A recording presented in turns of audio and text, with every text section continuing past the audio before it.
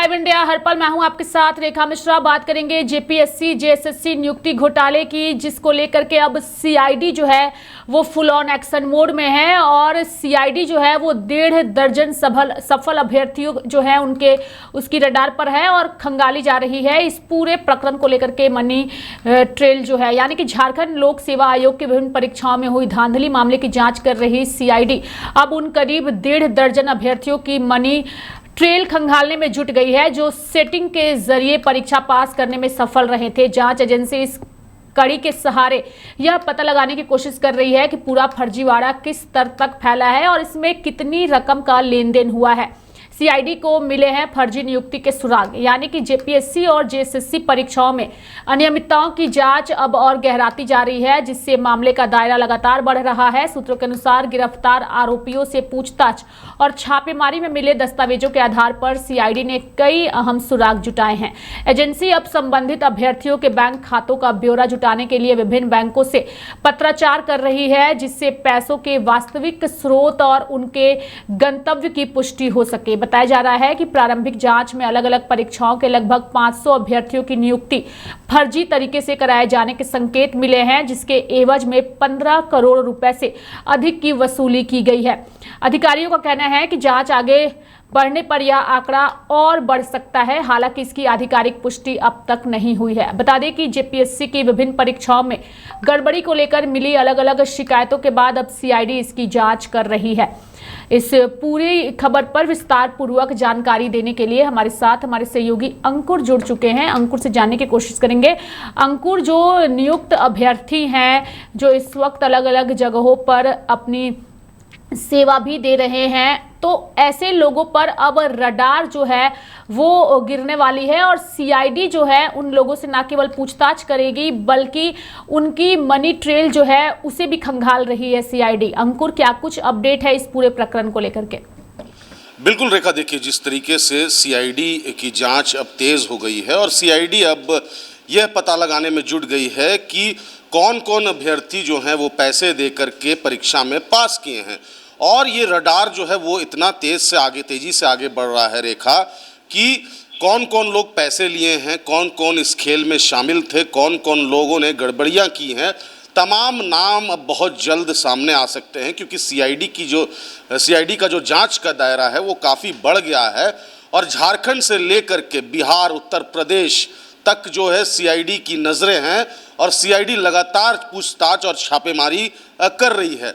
आपको बता दें कि पुलिस प्रशासन की मदद से सीआईडी विभिन्न जगहों पर जाकर के रेड कर रही है और लोगों से पूछताछ कर रही है। आपको बता दूं कि लगभग 100 ऐसे छात्र हैं जिससे सीआईडी पूछताछ कर रही है, जिनके खिलाफ सीआईडी को अहम सबूत मिले हैं कि पैसे दे करके यह तमाम अभ्यर्थी जो हैं वो परीक्षा में सफल हुए हैं।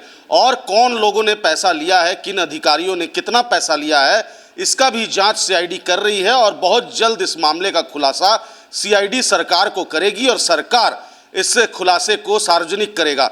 लेकिन आपको बता दें कि लगातार सीआईडी का जांच का दायरा इसलिए बढ़ रहा है क्योंकि सरकार द्वारा प्रेशर दिया जा रहा है कि जल्द से जल्द रिपोर्ट सौंपी जाए, क्योंकि हाईकोर्ट भी इस मामले पर अब कहीं ना कहीं टिप्पणी कर रही है। हाईकोर्ट ने सरकार से जवाब मांगा है 15 दिनों के अंदर और सरकार को जवाब देना है। और यही वजह है कि आपको बता दूं कि जिस तरीके से अब सरकार जो है अपनी प्रक्रिया पूरा कर रही है और साथ ही साथ आपको बता दूं कि सीआईडी का जांच का दायरा भी बढ़ गया है।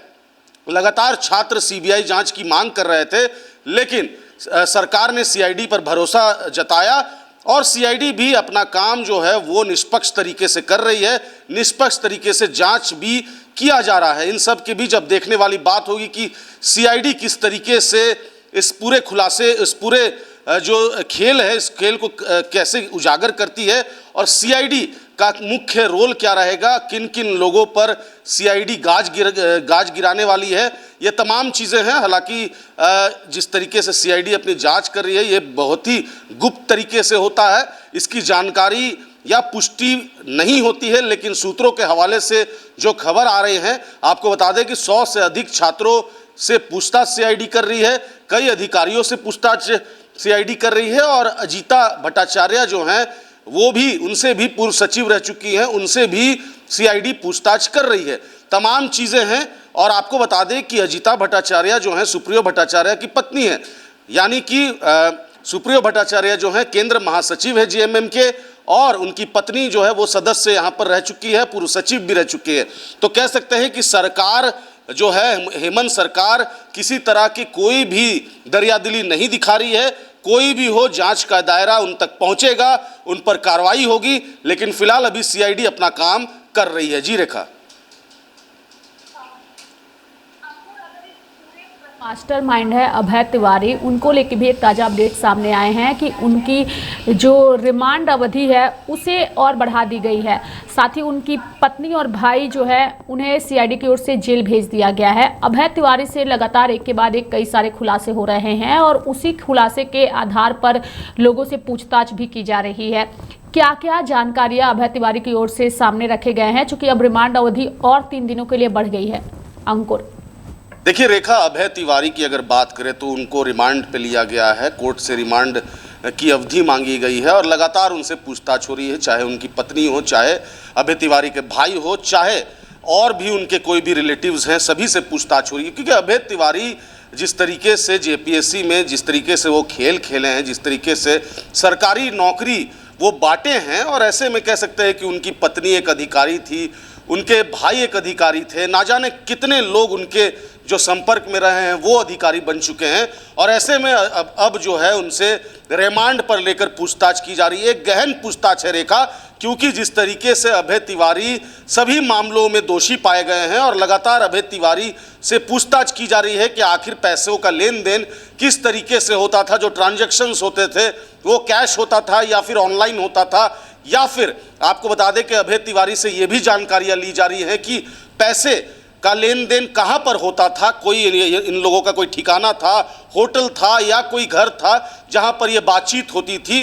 तमाम चीज़ों को लेकर के एक गहन पूछताछ हो रही है और बहुत जल्द अभय तिवारी कई बड़े खुलासे कर सकता है। साथ ही साथ उनकी पत्नी से भी रिमांड पर लेकर पूछताछ किया जा रहा है। आपको बता दें कि यह मामला छोटा मोटा मामला नहीं है, एक बहुत बड़ा स्कैंडल है और ये बहुत बड़ा मामला उजागर होने वाला आने वाले दिनों में।